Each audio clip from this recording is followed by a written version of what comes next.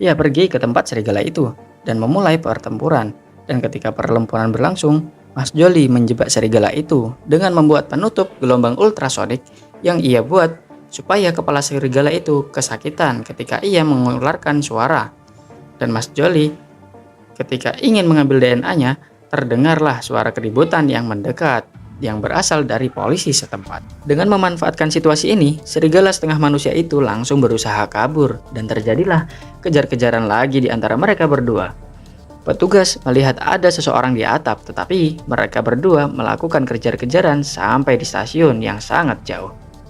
Hantam pun terjadi. Om Jolly berubah pikiran karena awalnya ia hanya ingin untuk mengambil DNA-nya, tetapi sekarang ia ingin membunuh monster itu karena ia berbahaya.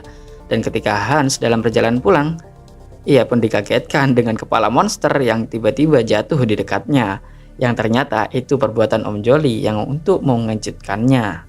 Om Jolly pun menyimpulkan kalau monster ini adalah monster ciptaan dan bukan monster keturunan, dan menugaskan Hans untuk berada di kota ini demi mencari informasi tentang hal ini. Hari pun berganti dan memperlihatkan Profesor Jolly sedang membaca koran, yang ia dikejutkan dengan adanya werewolf di hari Minggu. Padahal ia telah membunuhnya di hari sebelumnya. Dengan hal ini, werewolf itu menyerang anak-anak yang membuat kepala sekolah mengumpulkan semua profesor karena hal ini. Ketika Profesor Jolly lewat, banyak profesor yang mendengar sihir ciptaannya dan berkata itu sangat luar biasa. Alasan mereka berkumpul karena semalam ada murid yang terluka dan ketika siuman, ia mengatakan kalau ia dan temannya diserang oleh monster buas berbentuk setengah serigala. Datanglah kepala sekolah yang menjelaskan situasinya. Dan ada seorang profesor yang tidak percaya akan hal itu dan mengatakan, korban tadi malam adalah seorang bangsawan. Dan saya yakin yang menyerang mereka adalah siswa yang berasal dari keluarga biasa, bukan dari setengah serigala. Ucapnya sembari tidak mempercayai ucapan kepala sekolah. Setelah mendengar itu, ia pun menatap sinis dan kepala sekolah bertanya maksud dari perkataannya. Maksud saya, ini mungkin perbuatan murid non-bangsawan. Tidak mungkin kan werewolf menyerang Soren? Ucapnya sembari menjawab. Di samping mereka berdebat, Mas Jolly menyimpulkan kalau ternyata ini adalah wajah asli akademi terbaik di benua ini. Yang terdapat perbedaan strata juga ternyata. Di bahunya tiba-tiba jatuh seekor serangga yang ternyata berisi pesan yang mengatakan kalau 3 subjek eksperimen melarikan diri dan Mas Jolly diminta untuk menghabisi mereka jika tidak bisa menangkap mereka dengan hidup-hidup. Setelah membaca, Mas Jolly pun mengeluh dengan lucu. Ia pun ditanya oleh Profesor Selena yang peka dan menjawab, tak apa-apa. Ya bagaimanapun ada kemungkinan identitas Mas Jolly terbongkar kalau semua ini dibiarkan begitu saja. Setelah semua berargumen, kepala sekolah memutuskan agar tak boleh ada siswa yang keluar pada saat di malam hari dan para profesor tetap melakukan patroli seperti biasa. Ucapan itu menutup rapat kali ini dan ketika profesor berjalan di taman, ia sadar kalau ia sedang diikuti dan menyuruh orang itu untuk keluar. Yap, dia adalah orang bertudung yang mendekati profesor sebelum akademi masuk. Ternyata ia menyamar sebagai seorang murid di tahun pertama. Dan ketika ia anu-anu, kemudian Profesor Jolly menawarkan kopi supaya ia lebih rileks dan bertanya nama aslinya. Nama aslinya adalah Sedina Rochen, yang ternyata ia seorang bangsawan. Karena Profesor Jolly telah memasang sihir peredam suara, yang tidak akan ada orang bisa mendengar mereka kecuali sangat dekat, Sedina pun menjelaskan situasinya dengan detail, sangat detail. Dan Profesor akhirnya mengatakan kalau ia telah membunuh salah satu eksperimen yang kabur. Karena informasi yang sangat detail, Profesor Jolly menggumam. Dengan informasi yang detail serta menghubungiku tanpa diketahui oleh siapapun, harusnya ia lebih tinggi daripada Third Order. Apa mungkin ia dikucilkan karena ia seorang bangsawan? Pikirnya sembari ia bertanya-tanya. Setelah mendengar penjelasannya dan memahami situasi kali ini, Profesor beranjak pergi dan mengatakan senang dengan penjelasan yang dijelaskan olehnya karena detail dan penyampaiannya juga jelas dan akan memintanya untuk melakukannya lagi nanti. Ternyata Sedina Rochen terharu dan sangat berterima kasih. Setelah Profesor keluar, diperlihatkan Flora yang berusaha mendengar tetapi terhalang oleh sihir dan sangat penasaran dengan pembicaraan mereka berdua. Dan masih kepikiran sampai hari lain di kelas. Di akhir jam pelajaran, profesor itu memperingatkan para siswa untuk tidak keluar di malam hari karena rumor yang baru-baru ini beredar dan akan menghukum mereka yang ketahuan untuk mengendap-endap. Tapi si Leo malah mengajak Aidan untuk menangkap werewolf itu dan mengatakan kalau penjaga kota memberikan imbalan bagi mereka yang berhasil menangkapnya. Akan tetapi karena Aidan adalah anak yang berbakti, tidak sombong, rajin menabung, suka menolong dan lain-lain, ia pun menolak dengan sopan tawaran dari Leo. Dan di tengah obrolan mereka, datanglah seorang siswi yang bernama Tachi. Ia mengajak Aidan latih tanding kembali karena ia kalah kemarin. Karena sebelumnya Tachi kalah. Dengan takut-takut, Aidan menjawab kalau ia tak bisa karena di sore ia akan ada jam pelajaran dan di malam hari mereka tidak diperbolehkan untuk keluar karena ada werewolf ini. Karena tolakan dari Aidan, Tachi berniat memanas-manasi dan berkata. Aidan mencoba mencari-cari alasan dan Aidan takut, ucapnya. Tapi Aidan malah tersenyum bukannya panas dan mengatakan, "Iyap, anggap saja begitu." Tapi Tachi tak menyerah dan malah menantang mereka dengan menangkap werewolf. Siapa yang menangkap paling pertama, ia yang menang, ucap Tachi. Dan langsung disetujui oleh Leo. Tachi pun langsung pergi sembari mengingatkan mereka untuk tidak boleh kabur. Aidan bertanya kepada Leo kenapa ia menyetujuinya. Leo menyetujuinya karena ia ternyata tak ingin diganggu dan mengatakan hanya orang idiot yang akan melakukan hal itu. Dan lagi pula, profesor akan menangkap werewolf itu. Dan mereka berdua dengan sigap melihat jendela karena memastikan kalau Tachi kembali ke asramanya. Tapi nyatanya ia malah pergi ke arah hutan yang membuat mereka berdua yang melihat sangat terkejut. Scene pun berganti malam dan memperlihatkan Mas Jolly sedang terfikir perkataan Profesor Bangsawan yang menemuinya sore tadi. Ia meminta agar Profesor Jolly melonggarkan penilaian pada siswa bangsawan. Dengan ini nama bangsawan Profesor Jolly akan kembali. Karena Profesor Jolly tidak tertarik, ia pun menolak dan pergi begitu saja. Sembari terfikirkan itu, Profesor Jolly menemukan beberapa murid yang sembunyi di semak-semak. Karena mereka mau beralasan, langsung saja Profesor Jolly menyuruh mereka kembali ke kamar mereka masing-masing dan membatin kalau ini sudah siswa yang ke-20. Sungguh sangat terlalu. Karena banyaknya murid yang keluar, mungkin situasinya bisa jadi lebih buruk. Aku harus cepat bertindak, ucapnya sembari menggunakan peralatan. Sat-sat wat-wat, ia sampai di lokasi yang diberikan oleh Sedina tadi pagi. Ia menemukan 2 jejak kaki serigala. Setelah mengikuti jejak itu, Mas Jolly terhenti di tengah-tengah jalan dikarenakan terpisahnya 2 jejak kaki itu. Dan ia mengikuti jejak kaki yang besar karena mengarah ke akademi. Baru saja ia mengikuti jejak kaki itu, ia mendengar jeritan yang sangat keras dan langsung berlari ke arah jeritan itu. Dan di ujung sana ternyata benar, terlihat werewolf yang ingin mendekati 2 orang. Karena jaraknya sangat jauh, ia pun mengeluarkan sihirnya yang tepat mengenai werewolf itu sampai terhempaskan berkali-kali ke belakang. Ketika Profesor Jolly berada di depan mereka, ia memanggil nama-nama mereka, tetapi bukannya disuruh lari, tapi malah mengatakan kalau mereka berdua dihukum. Putrinya langsung protes dan mengatakan kalau harusnya Anda menanyakan keadaan kami dahulu, Prof. Ketika akan menjelaskan keadaannya, ucapannya terpotong oleh perkataan Profesor Jolly yang mengatakan kalau ia banyak omong juga, padahal tak bisa menjaga diri sendiri. Mereka pun bernegosiasi di tengah-tengah pertempuran. Sang putri kebingungan menanggapi hal itu, tetapi akhirnya mereka diminta kembali ke asrama tanpa pemberian hukuman. Setelah beranjak pergi, Profesor Jolly dan serigala itu kabur langsung dikejar. Terjadilah dikejar-kejaran dan mereka memulai pertarungan di atas atap dengan keunggulan Mas Jolly karena sihir dan kelincahannya. Setelah menangkis dan menyerang beberapa kali, ternyata Putri Elendil dan lain masih sempat melihat pertarungan Mas Jolly dan tertegun karena normalnya seorang magician tak bertarung seperti itu dan terlihat agak aneh. Setelah serangan habis-habisan oleh Mas Jolly, serigala itu masih tetap berusaha untuk menyerang, bahkan ia melemparkan alat. Tapi Mas Jolly berpikir kalau werewolf pada umumnya tak memiliki kecerdasan seperti manusia karena menggunakan serigala sebagai wadahnya, pikir Mas Jolly. Scene pun berganti memperlihatkan Leo dan Aidan yang mencari Tessie tadi pagi karena menantang mereka untuk menangkap werewolf. Ketika itu, ia mendengar sebuah teriakan dan segera bergerak ke arah suara karena suara itu mirip Tessie. Karena saking tergesa-gesa, mereka bertabrakan dan Aidan mengatakan kalau mereka mendengar teriakan Tessie, makanya ia datang ke sini. Tessie langsung menyuruh mereka untuk diam karena terdapat suara aneh yang berasal dari wolf kecil. Tessie ingin menangkapnya, tetapi Aidan mengatakan kalau Wolf itu sepertinya terluka dan mungkin ada Wolf lain yang menutupnya dengan semak-semak. Dan tepat ketika Aidan melihat kalung di leher Wolf itu kecil itu, terdapat Wolf besar tiba-tiba yang bersiap menerkam mereka dari belakang. Leo adalah orang yang paling pertama sadar dan melindungi Aidan. Leo pun akhirnya terhempas sangat jauh. Tessie yang gugup untungnya dilindungi oleh Aidan dengan sigap dan mengatakan kalau mereka tak membahayakan anaknya. Benar saja, Werewolf itu mengerti perkataan Aidan.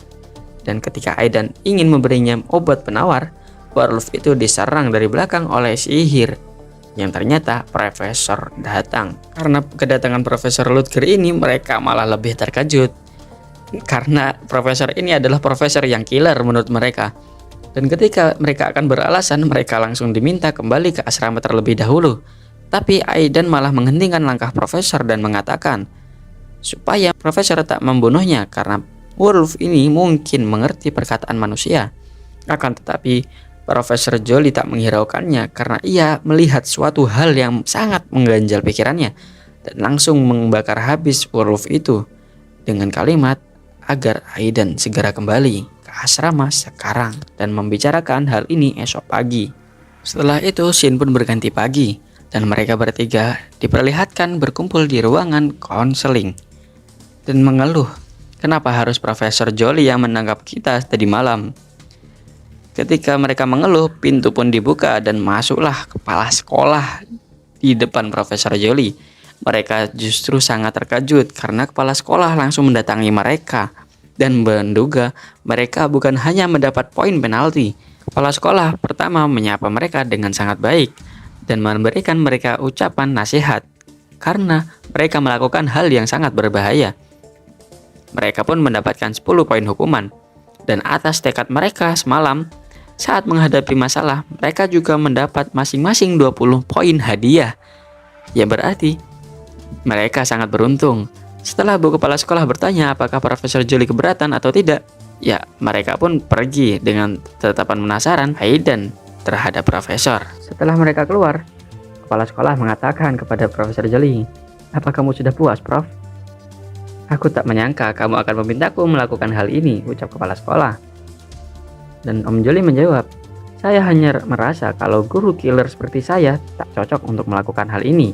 Kepala sekolah pun menutup pembicaraan mereka karena tak ada informasi lebih dan sangat berterima kasih pada Profesor Joly karena tak ada nyawa melayang berkatnya. Ketika ia sampai di ruangan pribadinya, ia mengingat kejadian semalam yang mana terlihat jelas kalau Werewolf itu memiliki tubuh manusia yang belum berubah. Yang berarti mereka semua bukan didasarkan serigala, melainkan manusia seperti biasa. Ya bagaimanapun, aku akan berada dalam bahaya jika tak melakukannya. Terlebih, mereka sudah melukai manusia, keluh Profesor. Di taman, Leo, Aidan, dan Tessie tak menduga kalau mereka akan mendapatkan poin hadiah. Tetapi Aidan terlihat murung karena memikirkan kejadian semalam.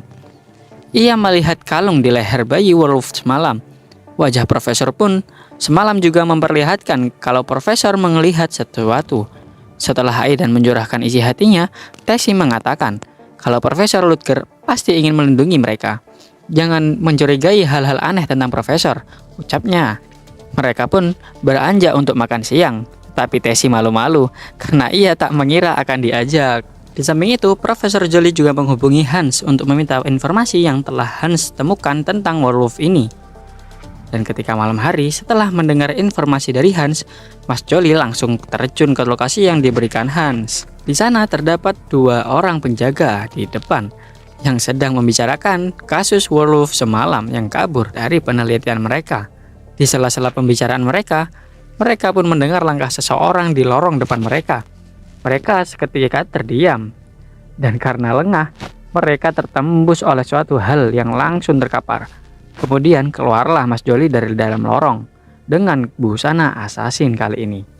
Rupanya sebelum ke lokasi, Om Joly juga menemui Hans karena membicarakan tentang strategi kali ini dan informasi baru yang Hans temukan. Ternyata Hans sangat handal dalam mengintai, ia bahkan tahu jumlah orang serta kemampuan mereka. Hans pula yang menentukan lorong masuk di awal, dan di dalam base camp musuh, Om Joly telah mengalahkan beberapa penjaga dan menuju ke ruangan selanjutnya. Tetapi hal ini telah diketahui oleh pihak lawan dan menduga-duga kalau orang yang menyerang bukan dari pemerintah ataupun polisi, yang berarti ini akan lebih mudah pikirnya. Ia pun mengirim beberapa anak buahnya untuk mengurus penyusup ini. Tetapi ketika mereka menembakkan peluru mereka, semua peluru mereka tak mengenai Om Joli satupun. Datanglah seseorang yang membawa senjata besar berisi listrik. Dengan percaya diri, ia menembakkan listriknya ke arah Mas Joli. Yang akan tetapi listriknya juga dinetralkan. Hal ini membuatnya gugup. Dan dari jauh Mas Joli membidik tangki tersebut yang dibawa oleh orang tadi. Dan alhasil meledaklah tangki itu yang mengakibatkan orang-orang di sekitarnya menjadi pingsan. Setelah itu, Mas Joli menembak serangga yang dari tadi mengawasinya. Tak hanya serangga itu, tetapi Mas Joli juga mengeluarkan listrik untuk menghabisi serangga-serangga yang di sekitarnya. Orang yang memerintah serangga tersebut sadar kalau yang dihadapinya bukan sembarang orang dan menyuruh semua orang yang ada di sekitarnya untuk bersiap. Ketika semua sudah bersiap-siap, tiba-tiba saja listriknya mati. Dan orang yang memerintah serangga menduga kalau ini perbuatan penyusup itu. Tetapi perkataan yang diucapkan tak dihiraukan sama sekali oleh saudaranya yang di sebelahnya, yang ternyata yang diajak bicara telah terpenggal. Dan karena was-was, ia langsung saja mengeluarkan serangga yang lebih besar, padahal listriknya baru mati. Kenapa saudaranya bisa terpenggal batinnya? Naif saja ketika ia mengeluarkan serangga yang besar, di belakangnya telah terdapat penyusup itu, yang untungnya ia masih sempat menghindar. Dan ia lumayan bingung, kenapa Magician lebih memilih pertarungan jarak dekat ketimbang ia menjaga jarak. Dan ketika orang ini menjaga jarak, Mas Joli langsung menggunakan sorce kodenya yang membuat orang berambut kuning itu tambah bingung karena saking cepatnya Mas Joli merapal mantranya. Dan penjahat itu langsung terpental. Setelah itu lampu tiba-tiba menyala yang mengakibatkan seisi ruangan melihat bosnya terkapar. Mereka semua tak bisa berkata-kata dan tak bisa bergerak. Setelah Mas Joli akan mengakhiri mereka semua, ia pun dikejutkan juga oleh sebuah serangan yang berasal dari kaki serangga yang besar, yang sedang dalam proses menjadi serangga yang sangat besar lagi dan menyerang semua orang di ruangan itu, bahkan anak buahnya sendiri. Dan setelah beberapa hindaran, Mas Joli menyerangnya dengan sauce kode. Akan tetapi serangga itu sangat lincah sehingga bisa menghindari Mas Joli. Dan Mas Joli mencobanya lagi tepat di depan wajahnya. Dan serangga itu juga tak berefek sama sekali. Ia pun dihempaskan oleh serangga itu sembari mengatakan, setidaknya kalau kau mau membakarku, kau harus memakai spell tier 4, ucap serangga itu. Setelah serangan bertubi-tubi yang dilontarkan oleh serangga itu, Mas Joli ternyata menghilang dan ia sedang mengambil posisi menyerang. Karena pistol dan sihir tak mempan, serangga itu juga tak memberiku waktu untuk menggunakan spell tier 4. Mas Joli harus menggunakan salah satu senjatanya yang disebut sihir asli. Hans yang sedari tadi telah menunggu juga melihat sihir asli itu. Hans mengetahui karena Hans pernah melihat ini sebelumnya. Dari posisi Hans, ia melihat terbakarnya gedung itu. Dan ketika Mas Joli keluar, ia mengatakan kalau ia sudah mengurus semuanya. Dan eksperimen itu memang tak bisa kembali ke wujud manusia kembali.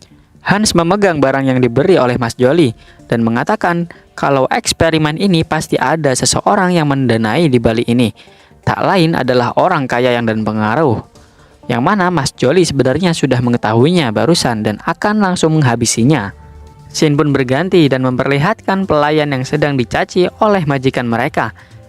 Karena ia tak dalam kondisi mood yang bagus. Alasannya, proyek eksperimen miliknya juga hangus terbakar, padahal ia telah mengeluarkan dana yang begitu besar.